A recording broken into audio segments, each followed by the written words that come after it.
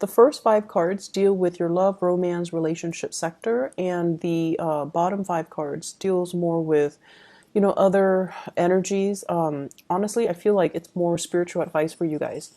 The first thing I'm going to do is we do have the Tower here in your love sector, so I'm just going to clarify that so that I have a better picture, and then we'll go into your love reading, okay? So can you help me clarify the Tower? What's going on with the Tower? Okay. All right, so let me talk about what's going on here.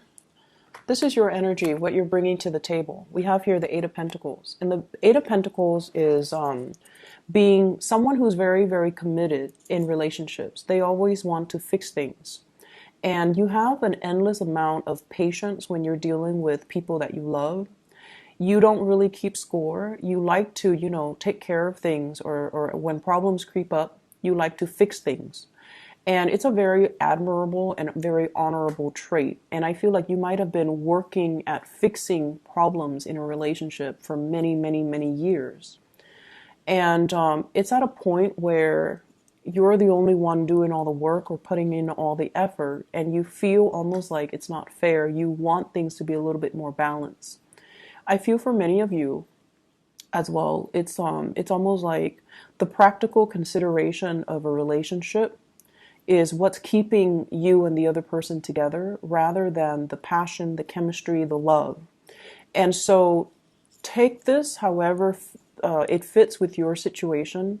I feel like this is the week where, tempers might flare up. And when you do get mad, when fixed signs get mad, you Leos, Aquarius, and Scorpios, you guys get really fuming mad.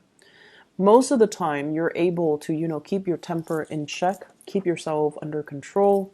But I feel like this is the week where things are going to flare up, and issues regarding give and take and security and, kind of like I'm hearing I'm done with this, and then, a door slamming. That's going to be potentially coming into the picture. And what's coming towards you, the person that you're dealing with, we have here the Knight of Wands, and the Knight of Wands is a fire sign. So this is a Sagittarius, an Aries, or a Leo, Sun, Moon, or Rising. This is somebody that kind of comes and go in and out of your life. This is also somebody that brings about a lot of passion, a lot of vitality, a lot of chemistry. They might, come to you in crises. They're trying to lure you away from your work to have some fun with them. They're trying to as well make you an offer for something that is, really fun. Like they're very passionate about you. There's a lot of chemistry coming through from this person. They see you as being too much of a workaholic, or they see you as, hey, you're working too much, let's go out and play. They might solicit you for a one-night stand. They might also solicit you to go out dancing, to go traveling, to take some type of a voyage with them, to get away from the mundane, work and home type of a routine. And I also feel as well, this is someone who's quite passionate for you. What they're bringing to the table, though, is we have here the Tower, and the Tower is basically the breakdown in something that we kind of lied to ourselves about and thought that, oh, it's going to be stable. If we just work at it, then it's going to be fine. If we put Band-Aid on solutions, then, the problems will go away. Or if we just ignore it and sweep it under the rug, then it didn't happen. But what's coming in for this week, I feel like things are imploding. Give and take, balance in a relationship, your own security, what you know to be really true and secure versus what you want because it's exciting, but it might not give you that foundation of security. All of these things are being brought up into the picture, or they're being brought up for questioning, because you're going to have to, figure out, do I keep working at this, or do I need to just let it go and cut my losses because the other person is not on board with me? You might be dealing with somebody who's like very in and out of the picture. They might not be around for the long haul. And so if you're getting involved with them, that can prove to be a situation where it's it's not stable enough. It's you don't trust it. Not that you don't trust the other person. They're all shown up in the upright position, but you don't trust that it's going to, give you that long-term stability that you're looking for. And so you're going to have to change your direction and offer your love and your commitment elsewhere. So I clarify the Tower. I pulled out the King of Pentacles, and the King of Pentacles is you being very deliberate about how you offer your love, what you want love to look like, as well as who you have in mind to make this offer to. So in the past, I feel like for many of you, you might have dealt with people that were a little bit more wrapped up in themselves, their own work. And they might be, attractive, fun, and exciting, but the energy is very kinetic, and I feel like it's all about them. You're working, you're busy doing your own things, and they're constantly coming in, disrupting your routine, your schedule. While that's fun, over time, it can create a lot of stress because you don't know when the next interruption is going to happen. And so there is a paradigm shift within you as to how do I achieve this state? How do I take care of myself? How do I preserve my own financial independence? How do I extract myself from this situation while maintaining my assets, not losing the house, the kids, not having to divide up property? And so I feel like there are calculations that you're taking, okay, to ensure that you don't end up empty-handed and that the other person doesn't, renege on their responsibilities or their promises and kind of leave you high and dry.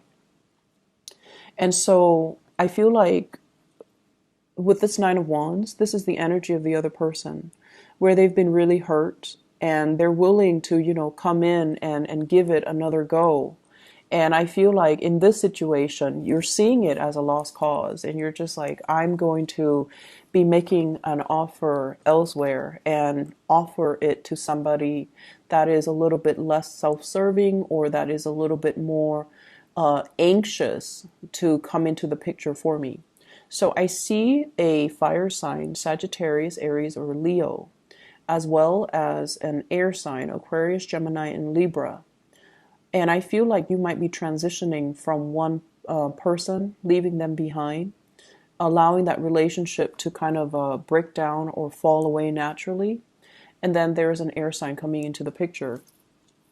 Keep in mind as well that these energies are very young. We have the Knight of Wands and the Knight of Swords, two knights. The Knight energy are very passionate, are very excited, and their energy is still very young. So they're both in the upright position, which indicates to me that, you're not messing around with people that are very low vibrational. You actually have pretty good standards, and you want people who are honest and truthful.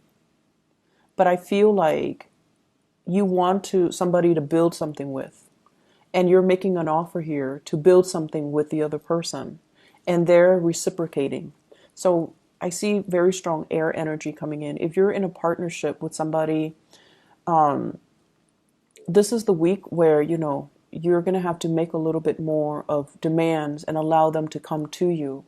It's almost like putting that gesture out there so that they can, reciprocate. Okay. So who's making the offer here? I have the Two of Wands and the Five of Cups. So overcoming sadness and regrets and missed opportunities and pining over the past. And we have here the Two of Wands. So I feel like this might be the other person coming into the picture, making an offer, or at least this is usually like a long distance type of a relationship, type of a card. And when I see it, it's almost like missing somebody, longing for somebody. So somebody might, show you first that they're really missing you or longing for you. That then sets in tone the motion for you to make them make an offer to them of something solid, or make a gesture towards them that allows them to kind of come together with you. So there is definitely a bridging of the emotional distance or physical distance happening this week, and I feel like it's going to be quite fruitful for love and relationships overall. The other areas of your life, what we have here is the Fool. And right off the bat, I feel like this is wanting a vacation, wanting to, you know, kind of leave things behind, wanting to live in this fantasy. Like, I wonder what my life is going to look like if I did this. I wonder what my life is going to look like if I scrap everything and move overseas. I wonder what my life's going to look like, you know, if I took a different career path. So there is an energy here of daydreaming and fantasy and just, you know, wondering what if. So this is like longing for a new start, wanting to travel light, wanting to just leave the past behind and start on a new course of action, a new career change, or even fantasizing about, you know, moving location. Work is really, really piling on for you guys for this week. Okay. It requires you to be very, very here in the present, here and now, and to take care of responsibilities, making checklists for yourself. Make sure that you knock out these tasks one by one because they're going to be piling on, piling on. So on Monday, you might have 5 things. And then by the end of the week, you might have 10 other things that you need to take care of. So because of this energy, I feel like you're in such a daydreamy type of a mood.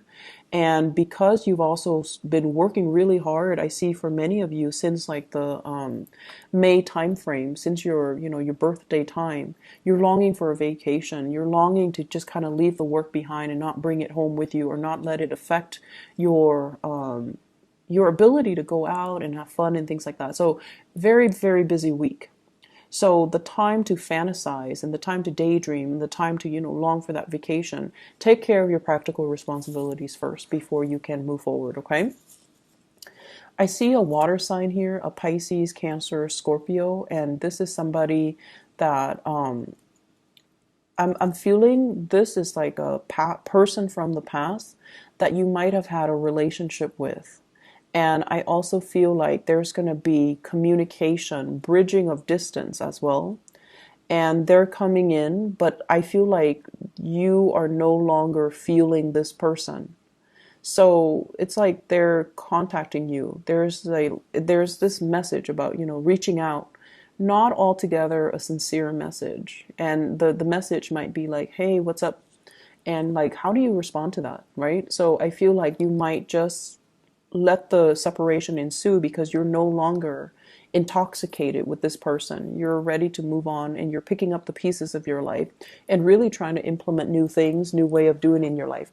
I'm also seeing many of you going to the gym, lifting a lot of weights. I'm also feeling as well, you know, eating healthy, trying to cleanse, not drinking as much, not letting like vices affect your health. So gambling, for some reason that came up.